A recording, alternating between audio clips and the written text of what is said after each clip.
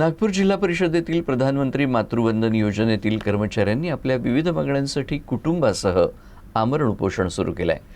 विविध प्रलंबित मागण्यांसाठी कर्मचाऱ्यांनी उपोषणाचा पवित्रा घेतला आहे. मी आरोग्य विभागामध्ये 20 वर्षापासून काम करते सर. मी प्रधानमंत्री मातृवंदना योजनेत 2018मध्ये रुजू झाले, परंतु 1 एप्रिल 2023 नंतर या योजनेमध्ये मनुष्यबळ काढून घेण्यात आलं. त्यामुळे आमच्या नोकरीवर गदा आली आणि सातत्याने आम्ही नोकरी सुरक्षित करण्यासाठी शासन प्रशासन स्तरावर वेळोवेळी पाठपुरावा करत आहे, अर्ज देत आहे. आमदार खासदार महोदय यांना भेटत आहे, माननीय CM महोदय यांना भेटत आहेत, पालकमंत्री महोदय यांना भेटत आहेत.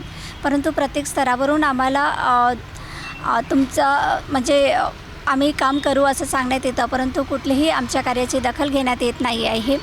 याकरिता आम्ही पालकमंत्री महोदय यांना भेटलो असता त्यांनी 10 सप्टेंबरला आरोग्य विभागाची एक मीटिंग लावली आणि त्या मीटिंगमध्ये सहसचिव यांना निर्देश दिले की सर्व प्रधानमंत्री मातृवंदना योजनेच्या कर्मचाऱ्याचं NHMमध्ये तात्काळ समायोजन करण्यात यावेत. परंतु 6 महिने होऊनही अद्यापही त्या सभेच्या निर्देशावर कुठल्याही प्रकारची कार्यवाही झालेली नाही. तर आमची एकच मागणी आहे माननीय CM महोदय आणि पालकमंत्री महोदय यांना की आमच्या मागणीवर सकारात्मक विचार करावा आणि लवकरात लवकर निर्णय घेऊन आमचं जे 7 महिन्यापासून प्रलंबित मानधन आहे ते काढण्यात यावं आणि कोर्टाच्या आदेशाप्रमाणे त्याच्यावर तात्काळ कारवाई करण्यात यावी आणि आम्हाला कार्यादेश द्यावा.